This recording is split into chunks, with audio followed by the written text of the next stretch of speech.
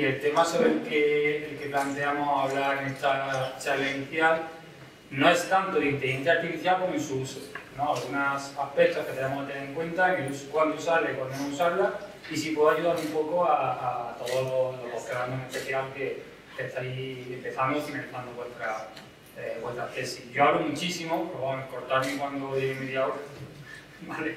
Saqué la tarjeta y me avisáis, ¿vale? Y la idea es un poco también crear un poco de debate y que preguntéis sobre algunos aspectos que os interesen. La estructura que va a tener la presentación, esto fue ya un dilema, ¿vale? La he cambiado como 3 veces, no tenía muy claro exactamente cómo presentarla, ¿no? Al fin y al cabo, en media hora que tenemos, simplemente quiero dar una pequeña pincelada de qué es, por qué entendemos por inteligencia artificial, cuándo surge, creo que es importante ver los comienzos y el merecido conocimiento de algunas cosas, cómo se desarrolla, porque nos va a definir el estado actual en el que estamos, y sobre todo cuándo podemos plantear usarla o cuándo no usarla y qué elementos tenemos que tener cuidado, ¿vale? Especialmente también, no vamos a entrar hoy en leyes ni nada por el estilo, pero por lo menos nombrarla, porque todos sabéis que a nivel europeo a día de hoy existe una ley que regula todo eso y no podemos hacer exactamente lo que nos dé la gana, ¿no? Entonces es un poco la idea que quiero dar en esta media horita que tenemos. Siempre empiezo con esta pequeña cita, no sé si conocéis a este autor, los que seáis un poquito mayores seguramente sí, los poquito más jóvenes a lo mejor no. Si os suena, por ejemplo, alguno de Odisea en el espacio, pues este es el autor de esa novela como La Fe, después contribuyó. Y me gusta mucho esta cita porque este autor, de igualdad científico y también investigador, justamente os invito a que la leáis, ¿vale? Que la busquéis por ahí, la leáis, justamente quiere decir lo contrario de lo que dice ahí, ¿vale? Está sacado del contexto, ¿no? Y vino a decir como no considerar las nuevas tecnologías como esa caja negra que se entiende muchas veces, ¿no? Entonces, mi principal idea hoy es que no veamos la inteligencia artificial como una caja negra, ¿vale? Y cuando la veamos como caja negra, como técnicos estamos perdidos, ¿vale? Entonces, es un poco la idea. Vamos a empezar con definiciones, ¿no? Porque si preguntamos qué es inteligencia artificial, es difícil definirla. Simplemente pues, la amplitud que tiene, ¿no? La RAE, por acudir a algún medio, ¿no? Dice la disciplina científica que se ocupa de crear programas informáticos, bueno, que ejecuta operaciones comparables a las que realiza la mente humana, lo de comparable tenemos que es discutible también, ¿vale? Como la aprendizaje y el razonamiento. Si entramos un poquito más en profundidad, pues dependiendo a quién le preguntemos, nos va a dar una definición de inteligencia artificial, ¿no? Desde el punto de vista técnico, pues la rama informática que se ocupa de ese tipo de aportaciones. Sin embargo, si hablamos desde el punto de vista de la ingeniería, ¿no? Ciencia y arte de crear máquinas inteligentes, sistemas capaces de emular funciones dentro del ser humano. Sin embargo, si le preguntamos desde el punto de vista filosófico, cambia un poquito el sentido, dependiendo de dónde pongamos el foco, pues el sentido de la definición cambia. Lo que sí es cierto es que si analizamos todas estas definiciones, sí tienen puntos en común, ¿no? Y esos puntos en común siempre están relacionados con la capacidad de aprendizaje, solucionar problemas, automatización, emulación de la mente humana, ¿no? Casi todas tienen ese punto de unión, ¿no? Y realmente ese punto de unión de todas las definiciones es la que nos puede servir para definir ampliamente lo que es la inteligencia artificial, ¿vale? Que no voy a dar una definición exacta de inteligencia artificial, es un conjunto de componentes que nos llega a herramientas de inteligencia artificial, que es suficientemente amplia como para no poder dar una única definición, ¿vale? Quedar con ese concepto de que incluye aprendizaje, razonamiento automático, etc., ¿vale? Aquí quiero representar en una única imagen la amplitud de la inteligencia artificial. Creo que se asocia a día de hoy, si hablo de inteligencia artificial, todo el mundo está pensando en ChatGPT, prácticamente ahora mismo, ¿vale? ChatGPT es una parte de la inteligencia artificial, está muy de moda, es una moda, pasará esa moda, pero se incluye dentro de un subgrupo, que hablaremos después, que es dentro del Deep Learning, ¿vale? Pero inteligencia artificial es mucho más que el Deep Learning, ¿vale? El Deep Learning simplemente es la parte de inteligencia artificial cuya estructura, cuya herramienta matemática emula la conexión del cerebro humano. Emula, que de ahí a que sea parecida también es un algoritmo importante, ¿vale? Pero fuera del Deep Learning, que prácticamente parece que es solo inteligencia artificial, tenemos el Machine Learning, conocemos muchos algoritmos de Machine Learning, el CAMIS, el Random Forest, Decision Trees, todos esos algoritmos muy válidos en muchas de nuestras situaciones, forman parte de la inteligencia artificial también. Parte de robótica, parte de la lógica difusa, o sea, sistemas abiertos, todos esos elementos o herramientas forman parte de la inteligencia artificial, no solo el Deep Learning. Y por supuesto, intenta siempre poner, ¿no?, la famosa ciencia de datos realmente es transversal a todo ello. Vosotros que trabajamos en nuestras tesis lo sabéis, ¿vale? La parte de ciencia de datos es transversal a todo este conocimiento. Como es cierto,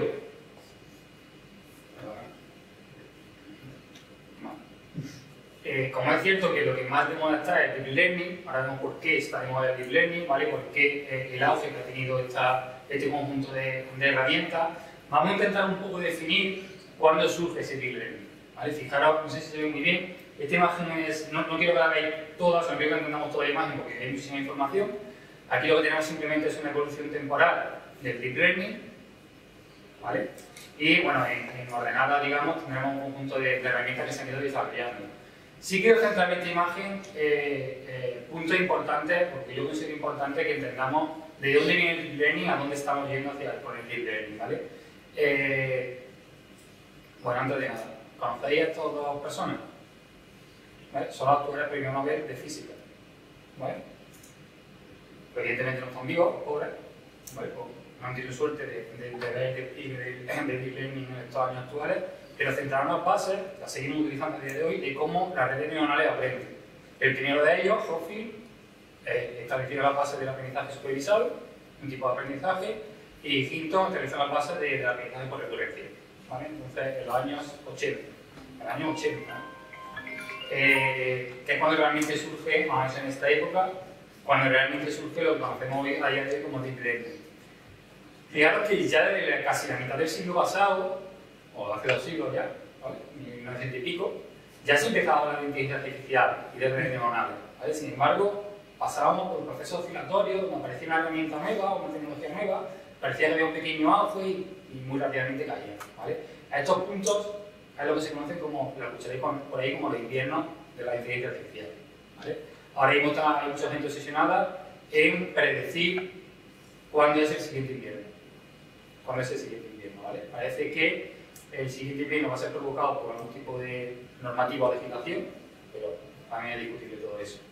Lo que yo quiero centrar en esta imagen es que fijaros que aproximadamente a partir de ese punto, ¿no?, si yo tuviera que caracterizar esa curva, los cambios de tendencia de esa curva, yo destacaría esos 2 puntos como puntos principales, ¿vale? Es cierto que tenemos otros puntos por ahí y otros puntos por ahí donde también va a tener un cambio de tendencia.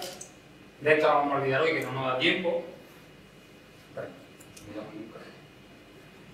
Pero sí vamos a hablar de esos 3 puntos que son importantes. El primero de ellos, fijaros que este rompe la tendencia anterior cíclica, donde parece que hay un despliegue y un incremento casi exponencial de la aplicación del Deep Learning, del desarrollo del Deep Learning.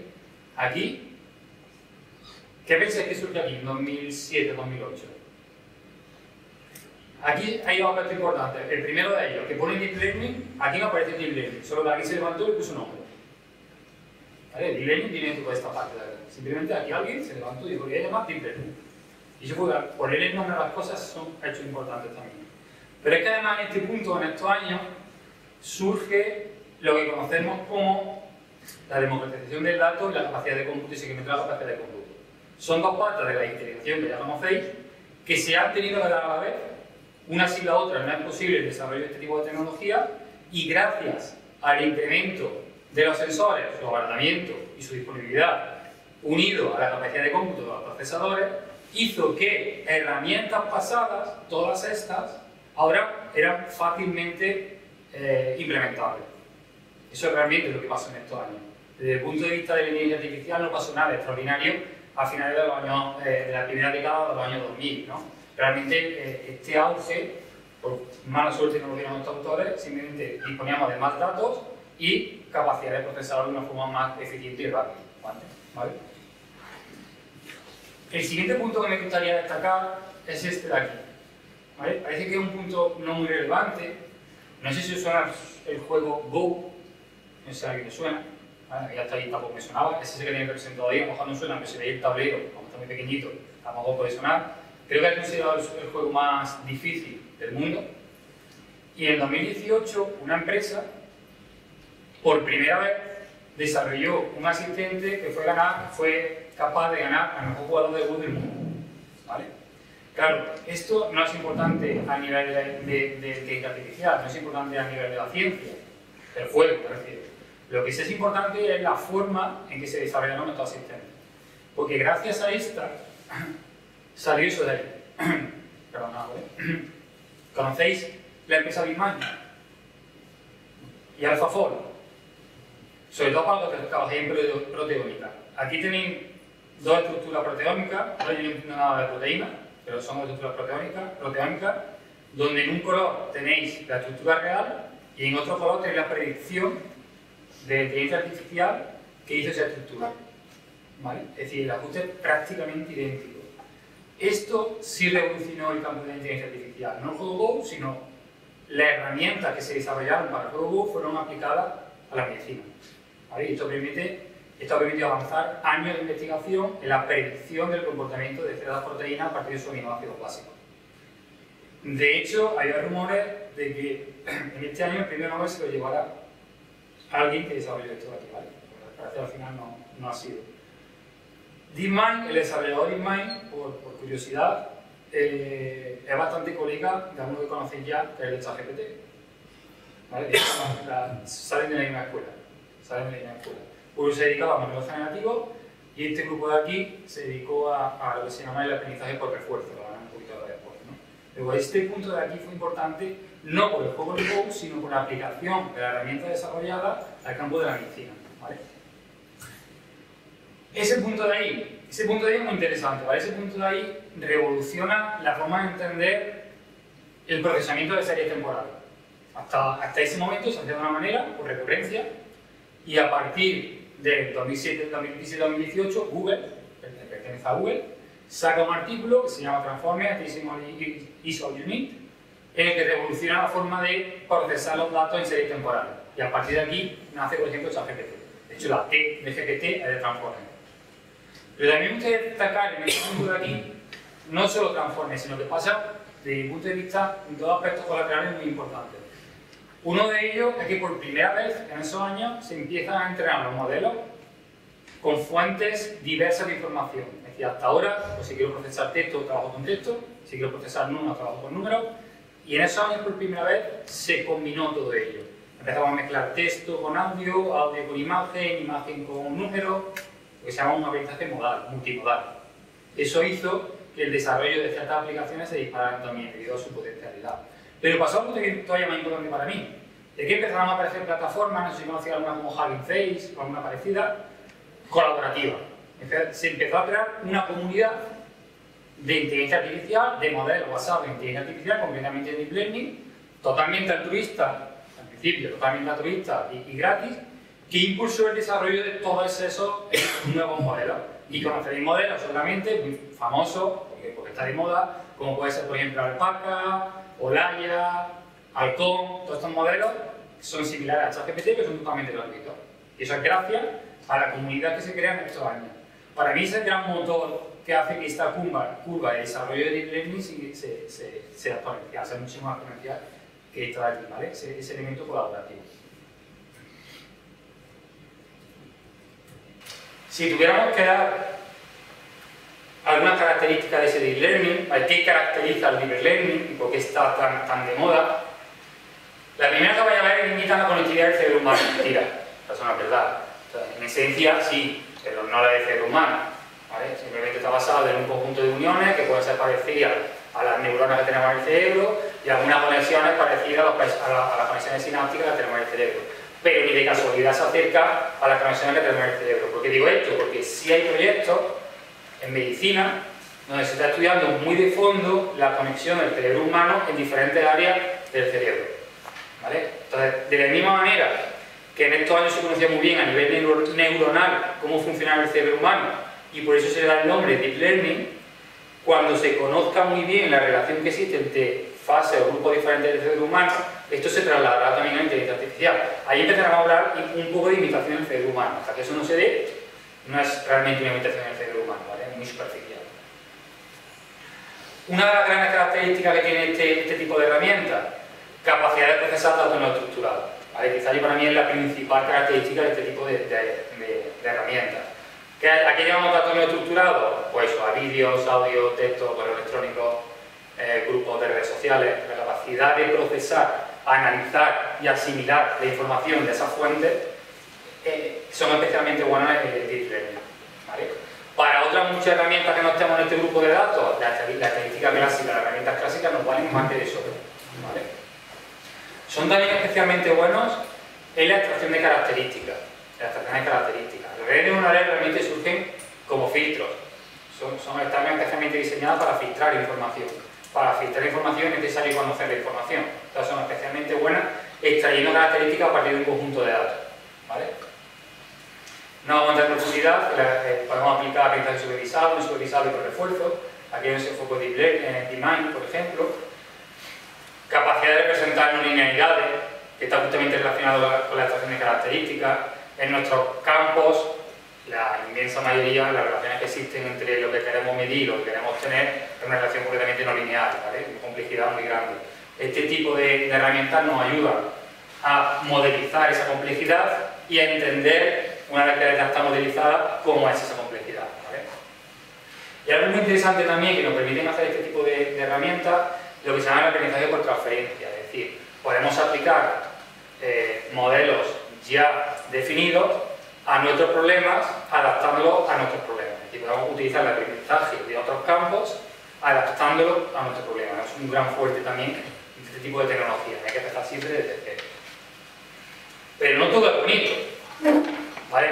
No todo es bueno, o no todo es aplicable en todos los campos dentro del Deep Learning. Aquí quiero destacar, en este caso 4, pero he marcado en negrita 2, no sé si se ve la negrita. Vale.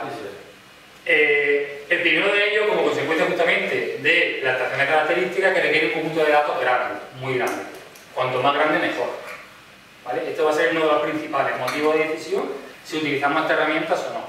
¿Vale? La cantidad de datos y la calidad, por ejemplo, la calidad que es la que tenemos. Bueno, el uso extensible de recursos de hardware, eso me refiero con GPU y CPU, ¿vale? Tenemos su coste económico adicional. Sensibilidad sobre ajustes, esa capacidad de adaptación. Y sobre todo, está potencialmente sensible a problemas de interpretación, de interpretabilidad. Es decir, que nosotros como desarrolladores de los modelos o usuarios de los modelos seamos capaces de saber por qué el modelo toma la decisión que toma. ¿Vale? Es especialmente complejo en este tipo de modelos. Y justamente una de las patas fuertes de la ley que ha sacado Europa es hacer modelos que verifiquen la interpretabilidad de todo eso, ¿vale? También es una parte importante de la ley de la inteligencia artificial. ¿Cuándo es la mejor opción? ¿Cuándo podemos considerar que es la mejor opción? Bueno, una pequeña mitad, ¿vale? En tareas de reconocimiento de patrones complejos, ahí funciona muy bien, ¿vale? Si yo necesito extraer conclusiones a partir de unos datos que tengo, este tipo de herramientas funcionan extremadamente bien. En datos no estructurados, lo hemos dicho antes, en automatización de tareas, aunque no es exclusivo del Deep Learning, pero en automatización de tareas también funciona muy bien. En toma de decisión en entornos complejos, viene derivado de lo que hemos hablado antes, pero me quiero destacar esas dos últimas, ¿vale? Primero, si necesitamos transferir el conocimiento pasado a un modelo, son especialmente buenas comiéndose ese conocimiento pasado, es decir, aprendiendo en base a información pasada. ¿Vale? Es decir, tenemos la capacidad de transferir conocimiento previo al modelo. Y son especialmente buenas y especialmente diseñadas para eso, realmente. Y otra gran utilidad, que además en el campo agro nosotros vamos a tener, es la capacidad de personalización a gran escala. Y os pongo un ejemplo de lo que quiere decir eso. Esto es una imagen, no, es un modelo real, en este caso el sistema predictivo de demanda de agua, ¿vale? A 7 días vista, cuyo resultado es el error estándar de predicción, pero me da igual, ¿vale? A T más 1, T más 2 de aquí a una semana, son esos de ahí. Esos resultados, o ese modelo, se ha adaptado a esa comunidad de regantes, en este caso Canal de Fuga sector 2, ¿vale? Si nosotros presentamos un modelo solo con esto es un caso de estudio. Esto es un caso de estudio nada más. ¿Qué pasa cuando yo presento esto o cuando yo aplico este modelo a otra comunidad de regantes? No va a funcionar. Cada comunidad de regantes, cada problema que tengamos en la agricultura es diferente, estamos aquí o estamos aquí. ¿Qué es lo importante de todo esto? Porque si la metodología desarrollada es para no leerlo, ¿vale? Lo que estos chicos porque no se leen.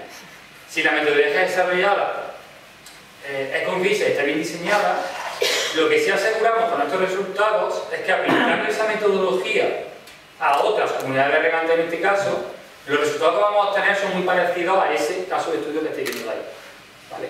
Y no tenemos que estar desarrollando para cada comunidad de regantes su modelo predictivo.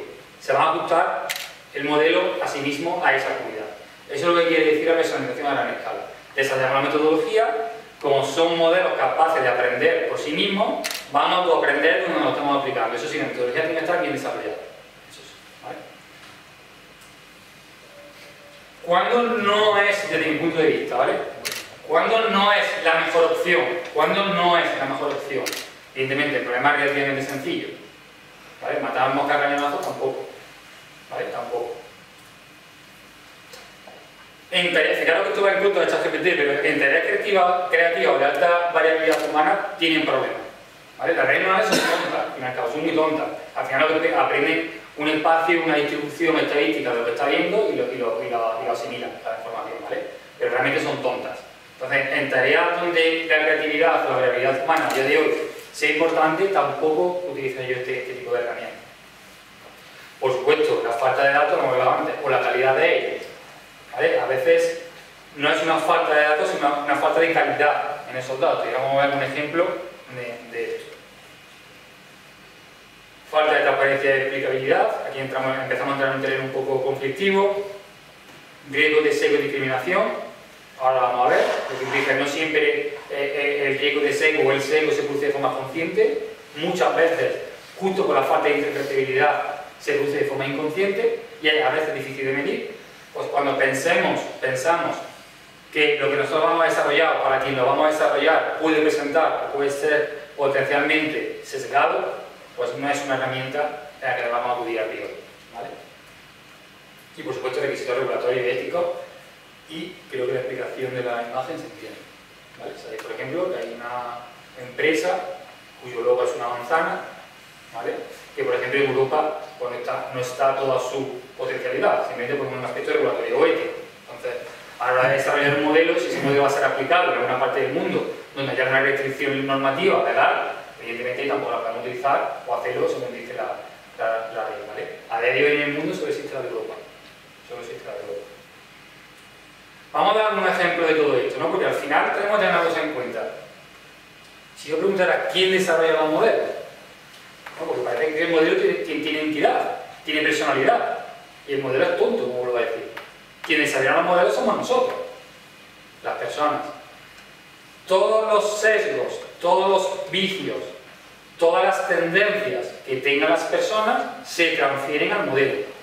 Y de ahí, problemas de ética, problemas de interpretabilidad, problemas de sesgo, de discriminación, de ahí realmente. Pero los modelos los desarrollamos nosotros, que tengáis claro, ¿vale? Si nosotros tenemos cuidado en cada elemento, en el desarrollo del modelo, estaremos más seguros que no hay sesgo, que no hay falta de interpretabilidad, etc. ¿no? Me gusta mucho esta imagen, porque esto es lo que parece que es, cuando esto es lo que realmente es, ¿vale? Y quien controla eso somos nosotros. Nunca utilicéis este tipo de modelos como caja negra. Como juego, si queréis, vale. Como algo que tengáis que defender vosotros como técnicos investigadores, nunca. Porque aquí nos lleva un aspecto muy importante. Al final esto lo desarrollamos para que alguien nos lo compre, económicamente o no. Para nosotros esto lo hacemos, en una revista nos están comprando. Están diciendo que es válido. Solo estamos defendiendo con nuestro nombre y nuestro grupo que lo que estamos haciendo es así. Si lo tratáis así, no es posible defenderlo si hay algún tipo de problema. Hay que tratarlo así, entender muy bien qué se está haciendo en cada caso, ¿vale? Y ahora un ejemplo de esto. Esto es una imagen real, que ya pues 10 años o más, ¿vale? Este es otro sistema predictivo de demanda de agua. Ahí estáis viendo en una línea continua, quiero recordar, ¿vale? Los datos reales, discontinua la predicción del modelo. Si sacamos los famosos estadísticos, por ejemplo, de un R cuadrado y un error estándar, calcular el error de forma porcentual, pues ese modelo tiene un error del 93, una representatividad del 93% y un error en torno al 12%. Bueno, no son datos malos, ¿vale? Pero si os fijáis en la curva, ¿vale? Si yo quitara esos 4 datos de ahí, los quito, no los represento, mi error pasa en torno al 3%. Y yo no estoy mintiendo. Yo quito esos datos de mi serie, los represento y mi error es 3%. Ahí vienen los problemas. Ahí vienen los problemas. como personas que queréis que os compren o como personas que seáis usuarios de este tipo de modelos. Tener mucho cuidado o estar bien informados cuando lo utilicéis, cuando lo desarrolléis, que la información que estáis dando, primero es ética, voy a entrar la moralidad ya, primero es ética y técnicamente justificable. Técnicamente justificable. El mal uso de este tipo de información, como consecuencia, va a tener una difícil adaptación, una difícil implementación en el mundo rural, en el área. Y ya lo hemos vivido, Por ejemplo, en riego hemos vivido la mala implementación, por ejemplo, de los terminales del control. Ya lo hemos vivido. Posiblemente por una falta de madurez tecnológica en esos momentos, por el motivo que sea. Eso hace que se retrase la implementación o la introducción de nuevas tecnologías en ciertos campos. Y somos responsables de ello. ¿Vale? Un ejemplo, ¿vale? Completamente inventado.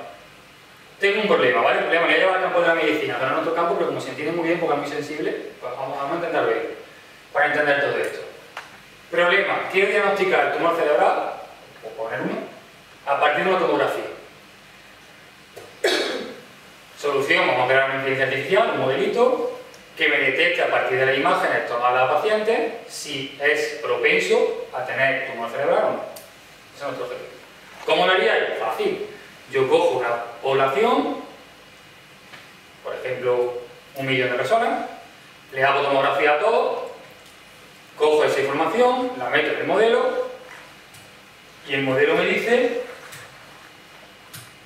que esos resultados tienen un R cuadrado del 99.8% y un error del 0,1. Perfecto. Pues ya tengo mi modelo. Ya tengo mi modelo creado. Ahora pasamos a producción. Ahora empieza a trabajar el modelo, ¿no? Y ahora llegamos a ese modelo, se aplica a Córdoba. Por ejemplo, Córdoba tiene 300.000 habitantes, un poquito más. 160, creo que está.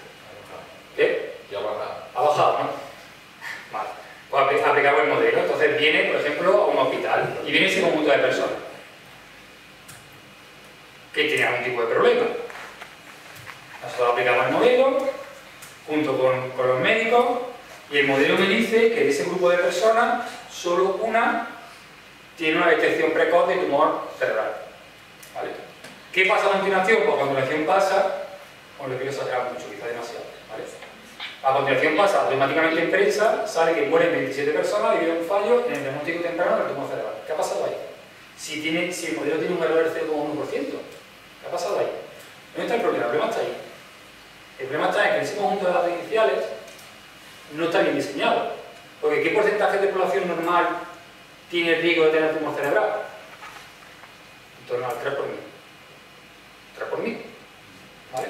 Aplicado a 1 millón de personas, estamos hablando de 300 personas en 1 millón aproximadamente. ¿Qué hace la inteligencia artificial en ese caso? Es tonta la inteligencia artificial. ¿Qué hace en ese caso? Que yo me voy a esforzar en dar 300 soluciones dentro de 1 millón diferentes. Yo digo a todo que no y solo me equivoco en el 0,1%. Perfecto. Pero claro, es que la muestra no está bien tomada. ¿Lo veis? Esto es un riesgo de falta de calidad y falta de interpretación de los datos. Si la muestra no está bien equilibrada, el modelo lo aprende y no se esfuerza en representar lo que yo quiero representar. ¿Lo veis? Otro ejemplo, para que veáis esa falta o ese riesgo de sesgo. Eso es un sesgo, ¿vale? Se considera sesgo cuando se desequilibra un conjunto de datos y causa un perjuicio en ese desequilibrio. Eso llamamos sesgo. Si no causa un peligro, no se llama sesgo, no se considera un sesgo, ¿vale? Otro problema. Una empresa quiere automatizar el proceso de selección de empleados. Una IA para clasificar a los candidatos más aptos. ¿Qué hacemos? Nos cogemos los registros de recursos humanos que tengan de los 10 años anteriores, por ejemplo, y entreno una inteligencia artificial que me ayude a discernir cuáles son más aptos y cuáles no. ¿Verdad? ¿Qué pasa a continuación? Pasa eso. Esto es real. ¿Vale? Y salen noticias de ese tipo. Eso es real, te lo voy a decir. Porque el algoritmo de Amazon, al que no le gustan las mujeres. ¿Vale? Evidentemente, esto no fue deliberado. ¿Vale? Aquí lo que pasó es que Amazon, debido a la cantidad de solicitudes de puestos de trabajo que tenía, desarrolló un sistema para intentar, a una primera aproximación, separar de los más aptos de los menos aptos, cogió su registro de los 10 años anteriores, que casualmente estaba sesgada esos registros de los 10 años, donde la mayoría de las personas contratadas eran hombres caucásicos de entre 25 y 35 años con un cierto perfil. Eso es lo que aprendió la IA. Eso es lo que aprendió la IA. Ellos no se dieron cuenta hasta que empezaron a revisar la información. ¿Vale? Automáticamente lo quitaron, no es algo deliberado. Pero muy susceptible cuando utilizamos este tipo de herramientas. En este caso se dieron cuenta, hay otros que no es tan fácil interpretar eso. Como por ejemplo el reconocimiento facial. Lo que tenemos en los móviles, todos. Aquí, que no quiero que se lea, porque no se lee, os lo digo yo lo que es. Aquí tenemos en abscisas porcentaje de fallo en población europea de reconocimiento facial. Y en ordenada, porcentaje de fallo en población africana. Fijaros dónde están. Y estos son modelos, ¿vale? Estos son cientos de modelos de reconocimiento facial. Fijaros hacia dónde tiende el error de todos estos modelos. Esto es un seco. A veces es difícil de verificar esto. Y el que tenéis al lado es exactamente igual, pero separando por sexo. Fijaros que sigue creciendo y además se desplaza hacia la derecha. Es decir, hay un seco, en este caso hay un seco hacia el género masculino. En este caso. No siempre de género. No quiero llevar esto a una cuestión de género. Aquí estáis viendo la variabilidad en los resultados, en el fallo, por tipo de población. Fijaros lo que pasa cuando nos vamos a India o Asia. ¿Vale? Fijaros. Sin embargo, la población... Se me ha ido la... Población blanca o negra, que está muy relacionado con el desarrollo de este tipo de aplicaciones en Estados Unidos, hay un porcentaje de población negra muy alta, ¿vale? Falla muy poquito. Luego, este tipo de modelos y la implementación de este tipo de modelos son propensos a sesgar la información. ¿De qué depende? De nuestro diseño de modelo, única y exclusivamente. Única y exclusivamente. Esto aplicado en nuestro campo, ¿qué pasaría? Que se está empezando a hacer. Si yo, de igual que Amazon quería, discerniente apto y no apto a la hora de contratación, ¿qué pasa si yo quiero aplicar estos modelos, por ejemplo, a la hora de decidir subsidios agrarios? Eso es potencialmente sensible. Ahí tenéis que tener especial cuidado en la recogida de muestras, tanto para los grandes como para los pequeños. No penséis que se va a ir siempre a favorecer a los grandes, se puede favorecer a los pequeños, ¿vale? Pero son herramientas especialmente sensibles hacia el sesgo. Como consecuencia de todo esto, y ya me estoy terminando, creo que fue primavera del año pasado, o no, primavera de este año, sale la primera ley, la primera regulación de inteligencia artificial en Europa. Justamente como consecuencia de todo lo que acabamos de hablar. ¿Vale? Como consecuencia de todo lo que tenía ahí, problemas de sesgo, discriminación, transparencia, etc.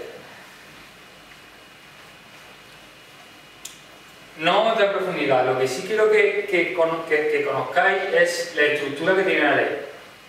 Primero, la ley se estructura de forma piramidal y lo que evalúa son riesgos de aplicación de estos modelos. Establece un riesgo inaceptable, directamente todo lo que tiene que ver con la seguridad o la igualdad de las personas automáticamente está prohibido, ¿vale? Esto parece algo muy obvio, pero China, por ejemplo, utiliza modelos de inteligencia artificial para clasificar a su población, por ejemplo, ¿vale? Eso es tremendamente prohibido ahora mismo en Europa. Sin embargo, después, ¿vale?, establece un conjunto de aplicaciones, riesgo alto, medio o bajo. Todas ellas van enfocadas sobre todo a la seguridad y privacidad de las personas. Todas aquellas aplicaciones que usen información biométrica son riesgo alto o inaceptables. Todas. Todas las aplicaciones que requieran del uso de cámaras públicas, etcétera, están totalmente prohibidas. Y lo importante de esta ley es que establece que en riesgo alto, parecido a lo que pasa con los drones, en riesgo alto, si alguien desarrolla un modelo aplicado en riesgo alto, el modelo no puede trabajar solo. Siempre tiene que haber una persona especialista verificando los resultados de ese modelo. Siempre. Siempre que se utilice el modelo, tiene que haber al menos una persona especialista en el tema verificando eso.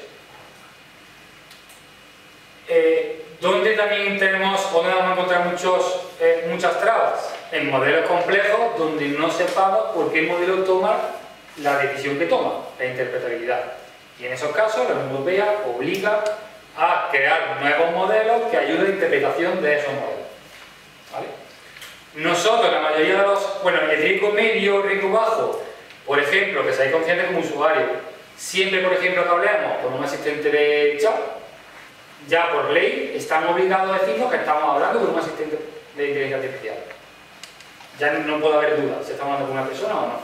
Son ese tipo de medidas las que establece la normativa de la Unión Europea. Nosotros, en nuestras aplicaciones en el grado, la mayoría de las aplicaciones estamos en riesgo bajo, la mayoría, excepto que estamos en subsidios, que estamos en temas de seguro, que estamos en ese tipo de información sensible. ¿Vale? Vale, ya tenéis un poquito, pero no, como vamos de tiempo. Como conclusiones, la inteligencia artificial tiene un potencial enorme en cuanto a la adaptación a nuestro problema.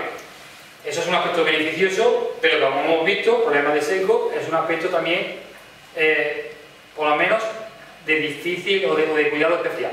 ¿Vale? No hay que aplicarlo a todos los casos. Hay situaciones, por el tipo de datos, hace poco leí un TFM que no está aquí, donde por ejemplo Random Forest funcionaba mejor que las redes neuronales, pero simplemente por el tipo de datos que teníamos. No necesariamente tenemos que descartar toda la parte de inteligencia artificial que no es deep learning, y las claves, no sé qué puse, pero bueno, la clave realmente está en alinear este tipo de herramientas con el uso que yo voy a hacer de ese tipo de herramientas. Eso es un poco el concepto que queríamos ver en esta pequeña charla. Muchas gracias.